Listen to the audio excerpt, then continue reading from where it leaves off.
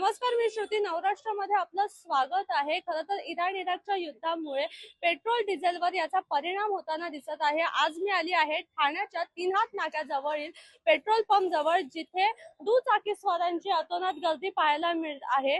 पेट्रोलसाठी तासनतास लाईनीमध्ये उभे असलेले दुचाकीस्वार उन्हात तरसताना दिसत आहे, पेट्रोलसाठी तरसताना दिसत आहे. तर आज आपण एकंदरीत याचाच आढावा घेणार आहोत.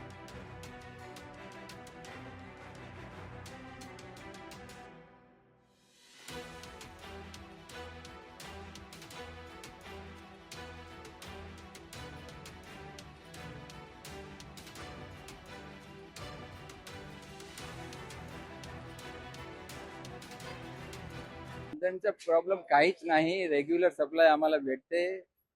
सगळे हे वॉरच्यामुळे सगळ्याला पॅनिक झालंय, त्यामुळे प्रॉब्लेम आहे. दुसरं काहीच इश्यू नाही. नागरिकांमध्ये अस्वस्थतेचं वातावरण पसरलेलं आहे की गॅस नाही, इंधन नाही, कसं पुढचं आयुष्य चालतं त्या संदर्भात काय सांगा? मैं हिंदी में बोलूंगा। आप नागरिक को एक ही बोलूंगा कि आप इतना पैनिक मत हो जाओ, क्योंकि सप्लाई रेगुलर है। अभी तक तो कोई प्रॉब्लम नहीं है। रोज का जो हमारा खपत है वो बरोबर हमको गाड़ी टैंकर बरोबर ऑर्डर के हिसाब से आ रहा है। और फसवणुकीचा कुठेतरी घोळ होताना दिसत आहे का? कारण की लोकांमध्ये भीतीचं वातावरण निर्माण होते, त्यामुळे कुठेतरी ही भीती घालवण्यासाठी काय सांगाल ठाणेकरांना?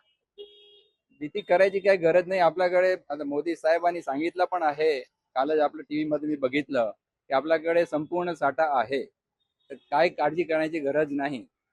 तेच मी सांगितलं, शांत तेव्हा काय पॅनिक करू नका. आणि भरून भरून पण किती भरणार अल्टिमेटली? तर जर नाही येणार तर संपणारच आहे ना. तर आता एवढं पॅनिक करायची काय गरज आहे? काही काही ठिकाणी दुचाकी सरांना सांगितलं जातंय की 2000चं पेट्रोल भरा, 4000चं पेट्रोल भरा. या पेट्रोल पंपच्या इथे असं काही नियोजन नाही नाही, तसं काय नाही. जेवढं पाहिजे तेव्हा तुमची टाकीमध्ये जेवढं बसेल तेवढं आम्ही देतो, पण डब्यामध्ये आम्ही देत काय एवढं नाहीये, पण सरकारने सांगितलेलं आहे जर इंधन तुटवडा नाहीच आहे तर मग तुम्ही गर्दी कशाला करता एवढी? हो, असं चालू आहे. अफवा पसर हो, बरोबर.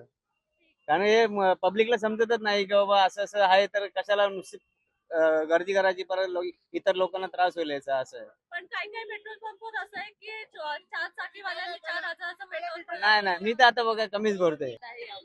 तो सही है, सब चीज महंगा हो रहा है, पेट्रोल मिल रहा है, लाइन में लगे रहते हैं, गैस मिल रही है, खाने का बांधा हो रहा है, राशन भी महंग हो रहा है, क्योंकि ईंधन मिलेगा नहीं तो राशन आएगा नहीं, ट्रांसपोर्ट वाले कहाँ से करेंगे?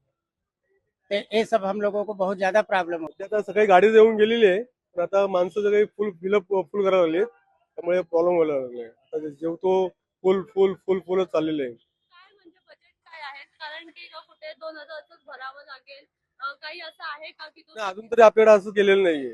जो येतो तेवढं आपण टाकतो त्यांना, पेट्रोल डिझेल जे लागेल ते. साधारण कधीपासून ही लाईन आहे अशी? सकाळपासून आहे. कितपत साठा उरलेला आहे आजच्या दिवसाचा? एक आजच्या दिवस चालेल. काय माहित नाही. आता या ज्याप्रमाणे लाईन दिसते, गर्दी तर आहे, कदाचित कमतरता असू शकते. नाहीतर मग एवढं गर्दी कशाला दुपारच्या वेळेला? ही साधारण अशी गर्दी नसते का? दुपारच्या वेळेला तर नक्कीच नसते, संध्याकाळच्या वेळेला वगैरे असू शकते. पण म्हटलं जातं की पुरेसा साठा आहे म्हणून. तेच ना, पण मग गर्दी कशी काय? मग जर पुरेसा साठा आहे तर मग दुपारच्या वेळेला गर्दी कशी काय होते? नाही, तसं तर काही एवढं वाटत नाही. सध्या तरी नॉर्मलच वाटतं सिच्युएशन, कारण मी जस्ट आलो पेट्रोल भरायला आणि एवढी काही रांग वगैरे नाहीये. सध्या परिस्थिती नॉर्मलच आहे.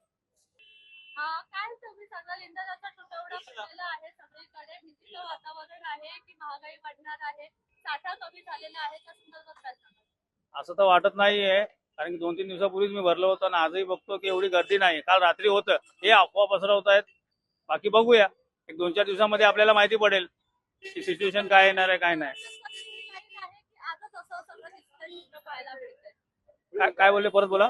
दररोजच्या सारखीच लाईन आहे की परत आजच्यासारखं?